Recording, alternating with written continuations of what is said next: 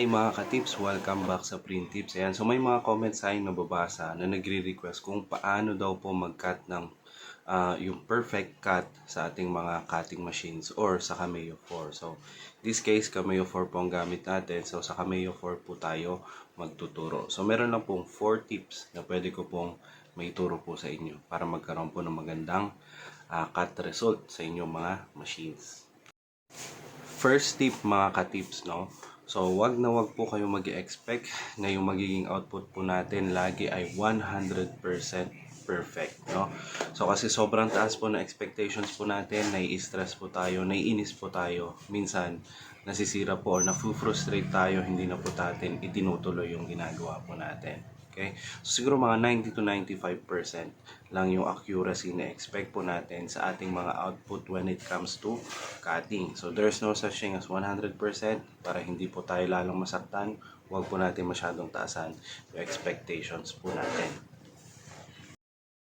Pangalawang tip mga ka-tips ay dito sa ating software. So kung ano man po yung software na gamit nyo, Studio, Silhouette Studio, or yung mga softwares po ng Kuyi Mini or Cricut, no, before po kayo mag-cut, make sure na lalagyan po ninyo ng makapal na outline yung element po na ikakat po ninyo sa inyo pong design. Kagaya po nito, ito po ay isang mailbox na ginawa ko para po sa Mother's Day. Maliit lang po ito, mini mailbox po ito na pwede lagyan ng pera, alahas, or kahit na anong maliit na gift na pwede nyo ibigay sa inyong mga magulang. So ito po, nilagyan ko po siya ng makapal na outer outline. Yan po yung outline ay nakabase din sa kulay na meron po dun sa inyong design. Okay, so napili ko po yung kulay na yon at ginawa ko pong 4 yung kapal po ng border. So ito naman po yung cut settings po niyan na pwede po ninyong gamitin, i-pause nyo na lang bago nyo po i-cut yung inyo pong material. Okay?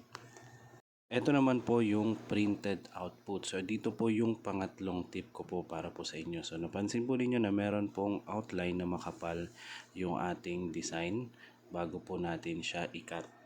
Ayan, so take note, yung pangatlo pong tip ay yung tamang paglalagay po ng material sa ating cutting mat. Sa Cameo users, ito po ang technique para pumantay po yung cut ng inyong machine. Maglagay po kayo ng line 1 cm away mula dun sa top horizontal line po ninyong cutting mat. And then yun po yung magiging reference ninyo. So ito po yung ating papel. So lalagyan ko po yan ng mark dun sa gilid-gilid. Yun po yung horizontal alignment ng dalawang registration marks sa top ng inyong papel. So lalagyan ko po ng mark dun sa kabila at dun sa kabila. So left and right may mark po yan. So ibig sabihin yan po yung straight line na parallel doon sa horizontal line sa top ng inyong cutting mat. Ngayon ikakabit natin yan sa ating cutting mat para makita po ninyo. Yan po yung technique na ginagawa ko. Kaya po nagkakaroon po ako ng successful na cutting sa aking Cameo 4. Yan, so ngayon yung dalawang mark na yon na ginawa natin ay itatapat natin dun sa may horizontal line na ginawa natin sa ating cutting mat. So yun po ay 1 cm away mula dun sa taas na linya ng inyong cutting mat. So that way, magiging straight po lagi yung inyong registration mark. Okay? So, ibig sabihin, tama pa rin po siya. So, hindi tatabingi yung inyong cut. Yan. So, hopefully po, nakagigets po ninyo yan. Ayan. So, kita po ninyo yung mark, nakatapat po sa line na yon. And yung mark niya nakatapat din po dun sa horizontal line na ginawa po natin or yung guide. So, again, ito po yung settings na gagamitin po natin. Cardstock plane. Kahit ang gamit natin ay yung photo paper na 250 GSM cardstock plain pa rin. So ngayon ikakat niya na yung ating template. So ito na po, ipipil na po natin yung excess and konting pag-aayos lang, no, para maayos po yung mga edges po ng cut natin. So medyo may adhesive po yung ginamit kong cutting mat kaya po dumikit po yun. Ngayon tanggalin po natin yung main na design natin. Ayan na siya.